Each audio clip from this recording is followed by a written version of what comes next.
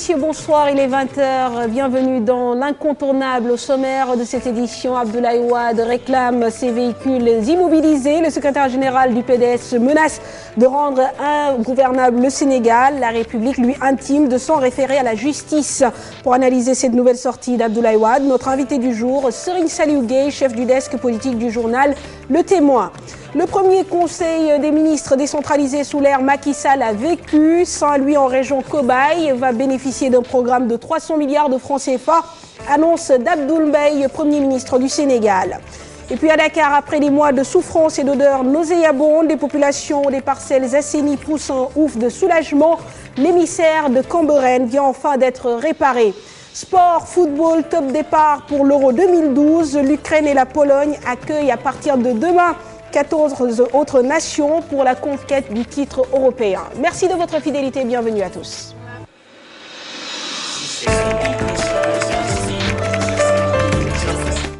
Pour démarrer cette édition, la page actualité, tout de suite présentée par Papis Diaw. Papis, bonsoir. Bonsoir, Mame Fatou. Le porte-parole de la présidence de la République réagit suite aux propos d'Abdoulaye Wade.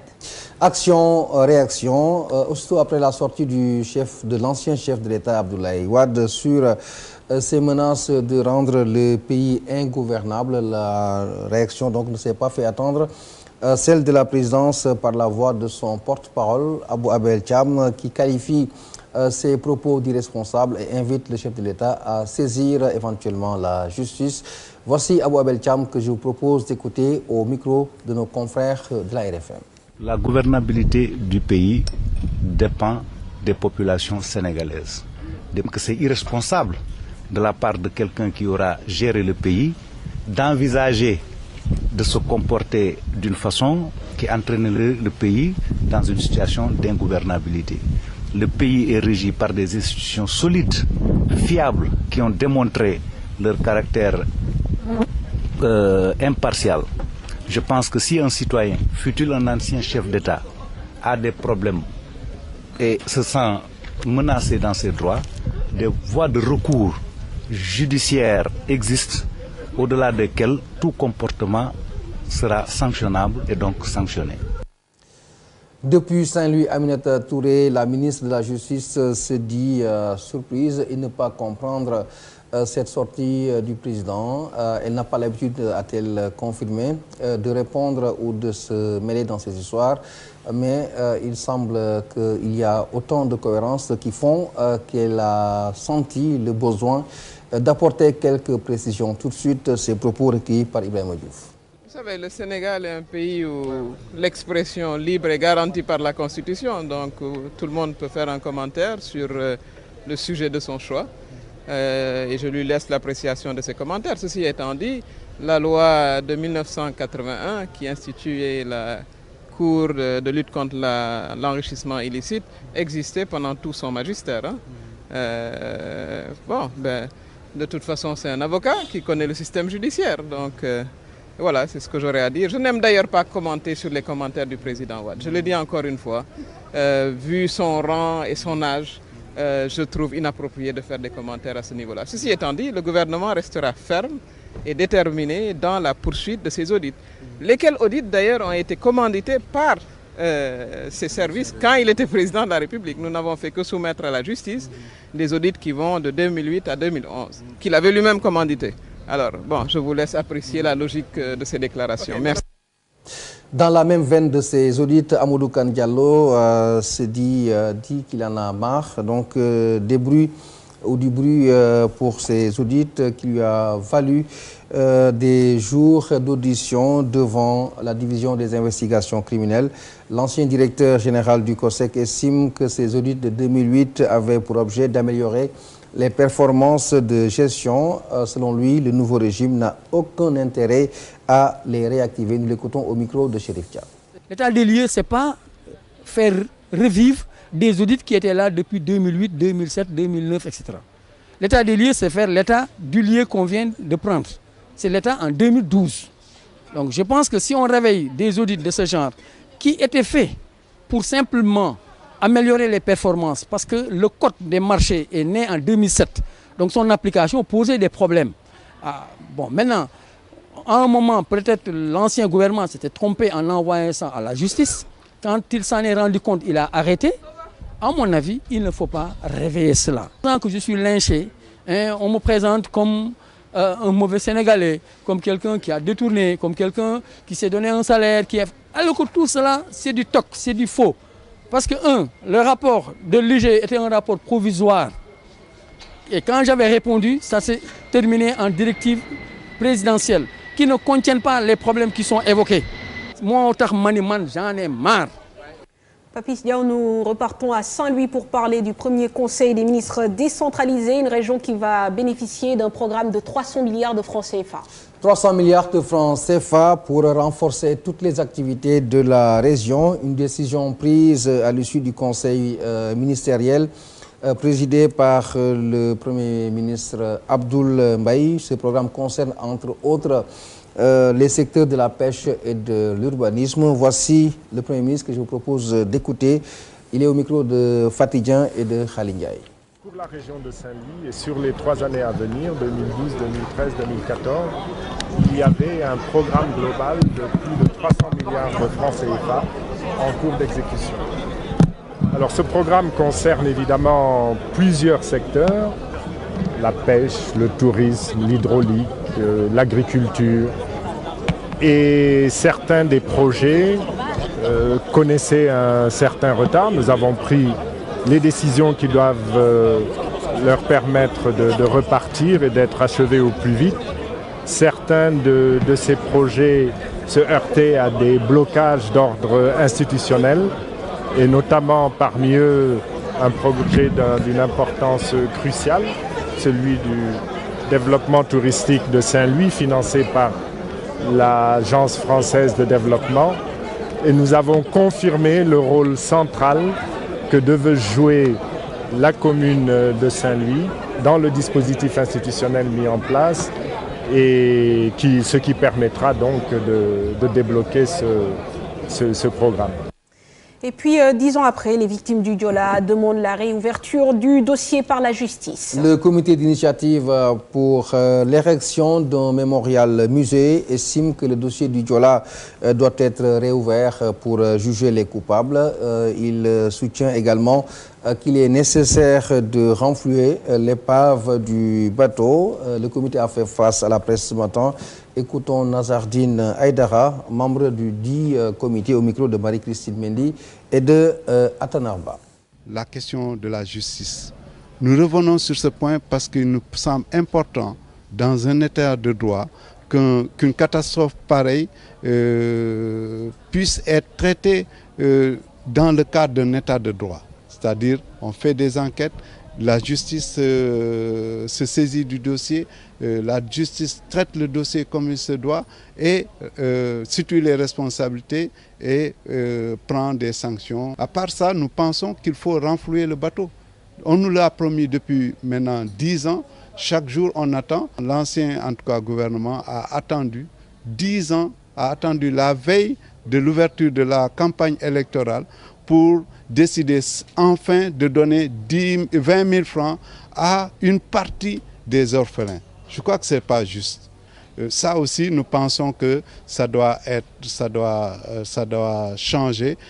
Si Papis Diaw, l'histoire retiendra que pour son premier conseil des ministres, le gouvernement du Sénégal a choisi Saint-Louis, son premier conseil des ministres décentralisé, bien sûr, ville tricentenaire. En attendant l'application des décisions issues de ce conclave étatique, le président de la République n'a pas manqué de souligner l'importance de cette initiative. Reportage de nos envoyés spéciaux, Ibou Diouf, Khalil Ndiaye.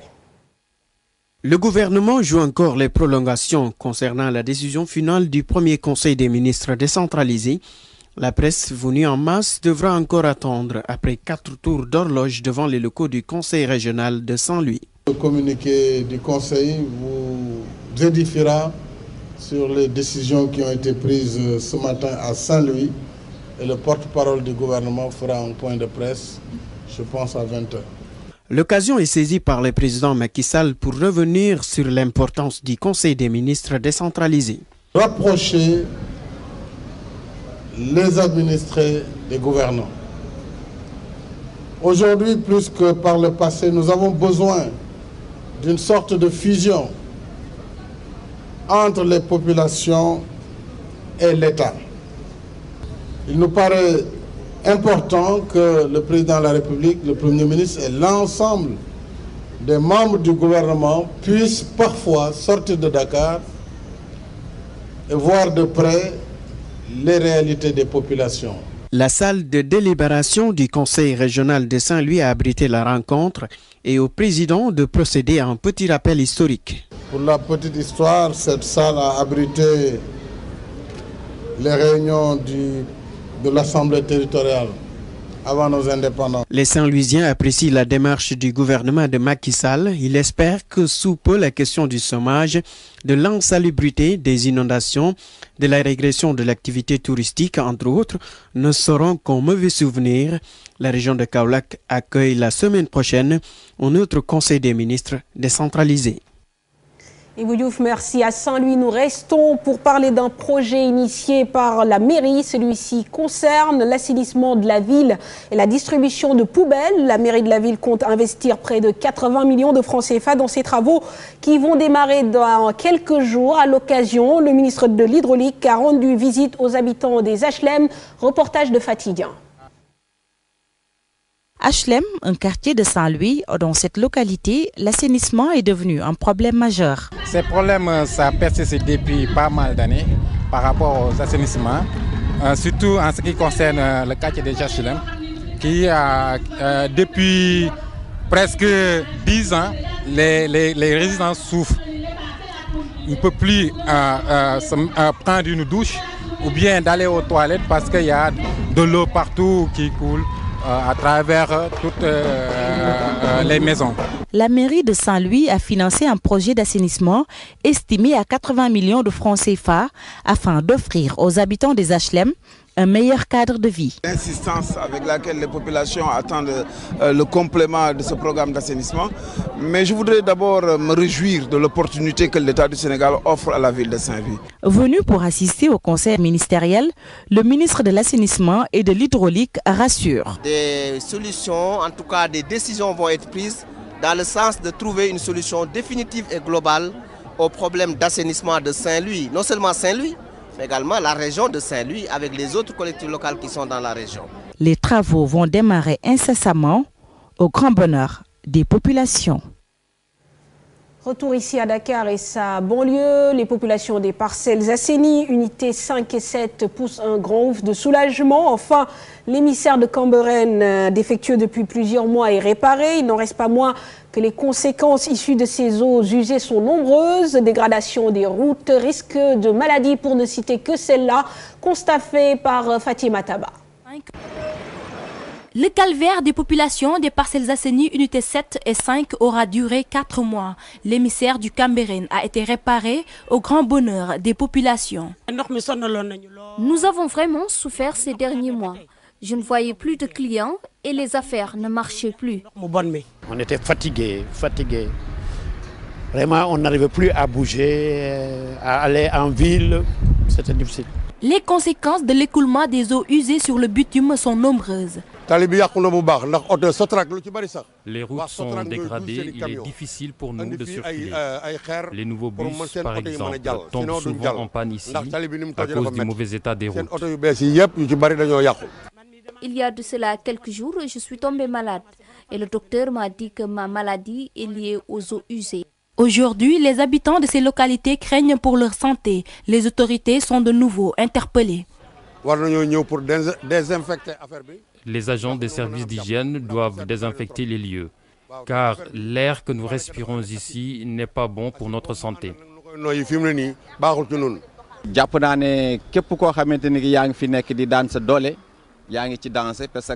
Tous ceux qui travaillent ici sont en danger. Nous demandons l'aide du gouvernement. Pour rappel, l'État du Sénégal a renoncé à la réalisation de l'émissaire du Cambérène à la demande des communautés locales. La réparation du canal n'est cependant qu'une solution transitoire. 6 causes des inondations continuent. À Médina Gounass, les populations redoutent l'arrivée de l'hivernage. Dans ce quartier de Guédiawaye, on espère le lotissement et la réfection des canalisations. Le mouvement And Sokhali Médina Gounass a tenu un point de presse dans ce sens, compte rendu Aminata Maresso. L'hivernage s'annonce, la banlieue s'inquiète. Dans la commune d'arrondissement de Médina Gounass, les populations vivent la hantise des inondations. À chaque fois que nous sommes en cette période, on est dans l'angoisse. Vous voyez, et ce que nous demandons aujourd'hui, c'est que l'État à ce moment devrait non seulement convoquer les populations, car ce problème ne pourra jamais se régler sans une gestion participative. Médina Gounass souffre des inondations depuis plus de 20 ans. Les habitants souhaitent la fin du calvaire. Que l'État fasse l'écrêtage du bassin de rétention, mais aussi que l'État fasse la clôture du bassin, la sécurisation, le nettoiement, le désherbage, le saupoudrage et la désinfection du bassin. Nous demandons à l'État du Sénégal d'octroyer des motopompes à la population. La mairie n'a pas les moyens exacts pour faire des canalisations et même d'assainissement. Donc c'est l'État qui doit faire les canalisations et l'assainissement aussi. Le mouvement And Sokhali Médina Gounass rappelle à Macky Sall ses promesses électorales. On avait donné à l'État du Sénégal un ultimatum du 31 mai. Aujourd'hui nous sommes le 7 juin et que chaque jour nous constatons que le ciel annonce la pluie. Aujourd'hui, 2 mois après, de dire au président de la République de faire tout pour assister les populations. Cette organisation n'exclut pas de descendre dans la rue pour se faire entendre et réclame entre autres l'audit du plan Diakhaye. Papis Diaw nous revient dans quelques instants pour la page des sports.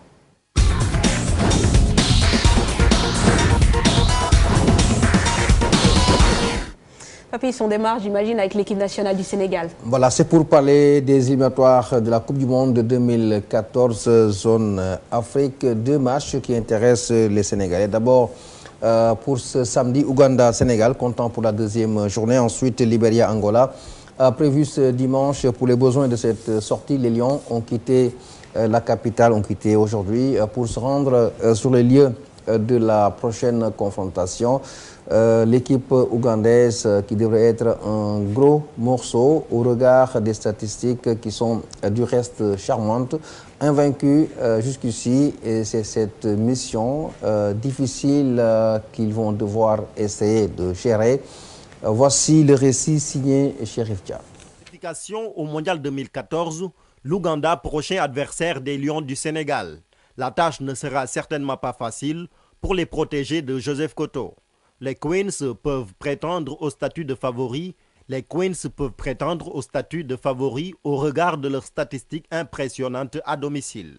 Les Ougandais, portés par leur public, ne lâcheront rien à domicile avec une équipe composée en grande partie de joueurs locaux. Lors des phases éliminatoires de la dernière Coupe d'Afrique des Nations, l'équipe ougandaise avait dominé respectivement l'Angola et la Guinée-Bissau sur les scores de 3-0 et de 2-0. Auparavant, dans ce même stade fétiche de Namboul, la sélection ougandaise avait également dicté sa loi au Nigeria et au Ghana.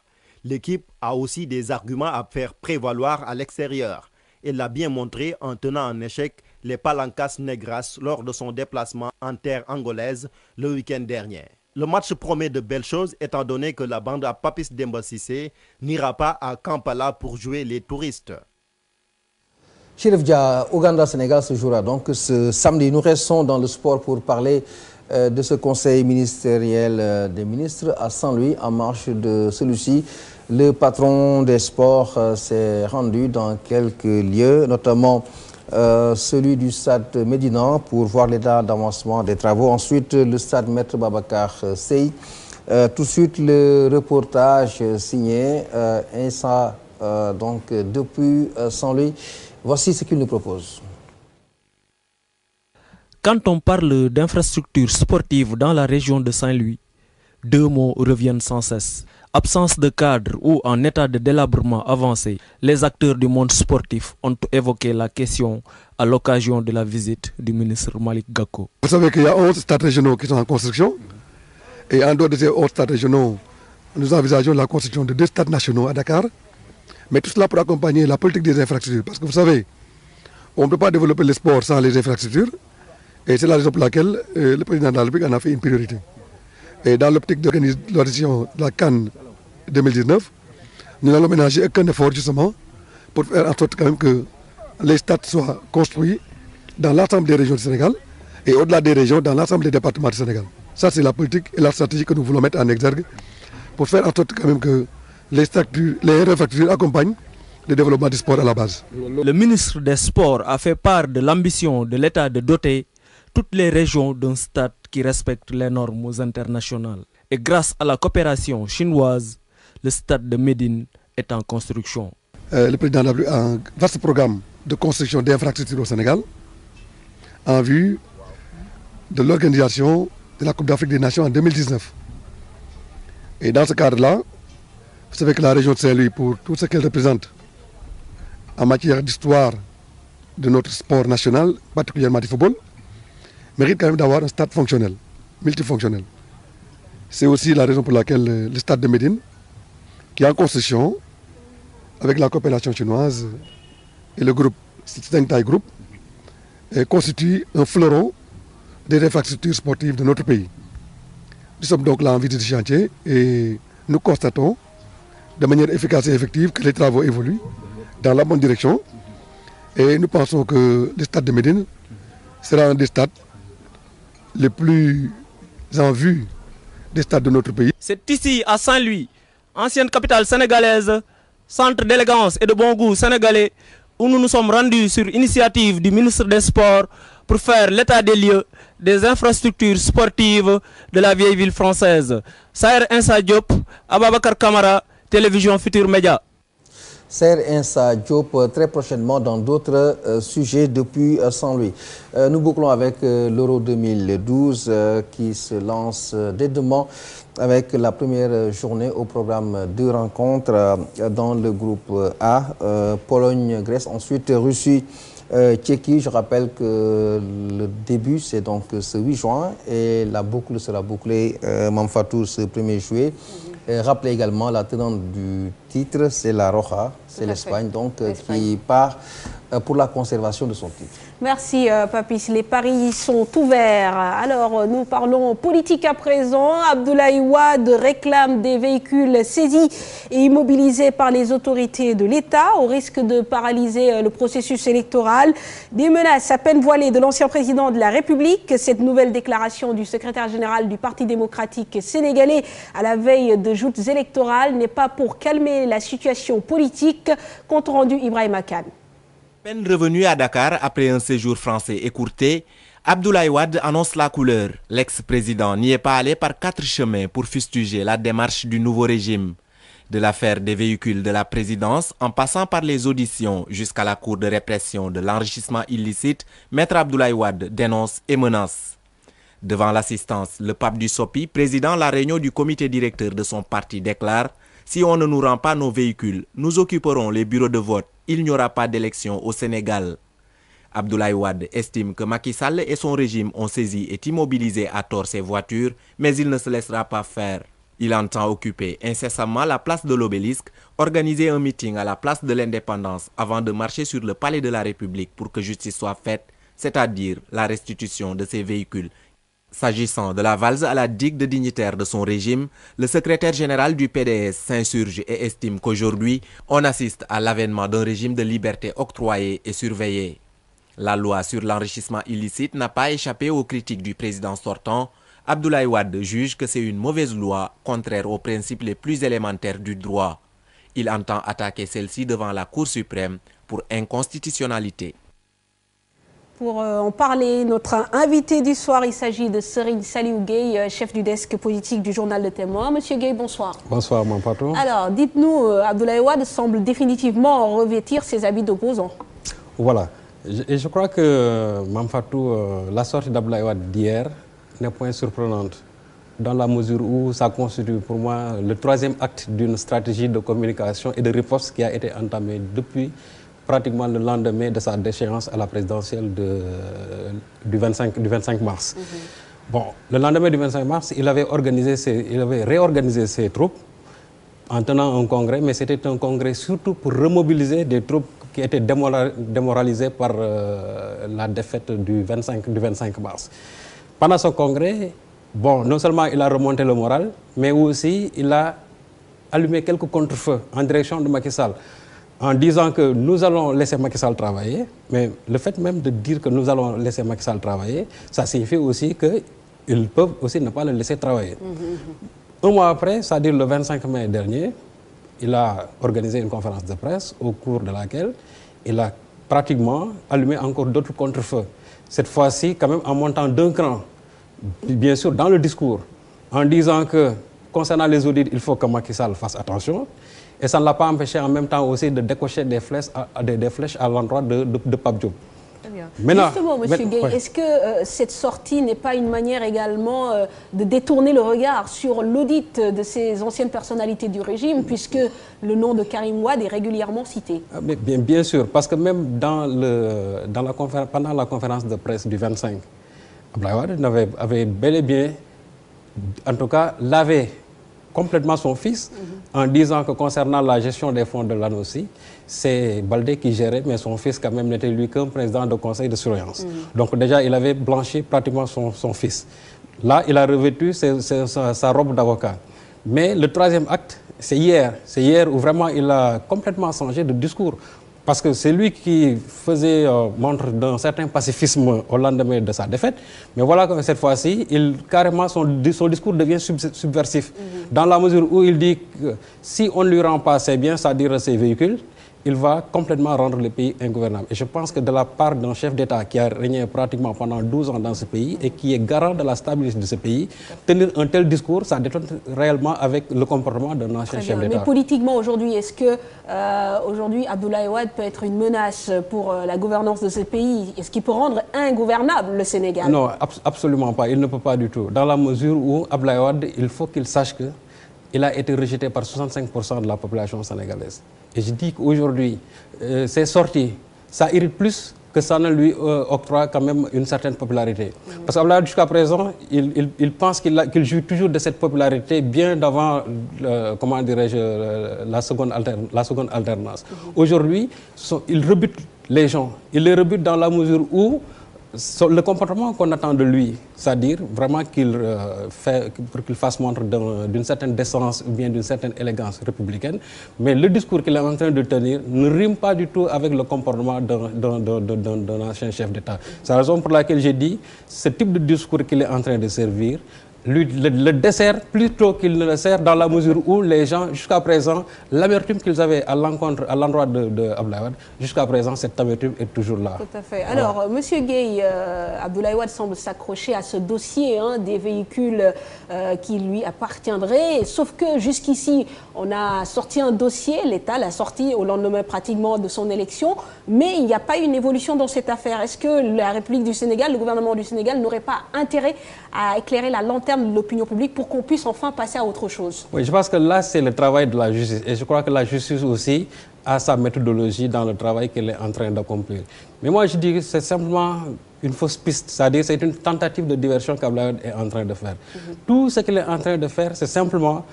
Il veut tout simplement protéger sa famille politique, protéger en même temps aussi sa famille biologique. Et ce que les gens, bon, en tout cas, ce que lui, il doit savoir, c'est que les audits qui sont en train d'être épluchés par la justice, ces audits-là, ça date de 2008. C'est-à-dire que c'est lui-même qui avait commandité ces audits. Maintenant, s'il avait mis en application ces audits-là, aujourd'hui, on n'en serait pas là. Mais on avait mis le coude sur ces audits-là, mais voilà qu'on les a dépoussiérés, et je crois que c'est ça qui est en train de les poursuivre. Très bien. Malheureusement, le temps qui nous était imparti arrive à son terme. Je rappelle que Serigne Saliou Gueye est le chef du desk politique du journal Le Témoin. Merci d'avoir répondu à cette invitation. Cette édition est terminée. Rendez-vous est pris demain avec Ndeye Fatou Niang. Merci à la régie qui nous a accompagnés. Excellente soirée à tous.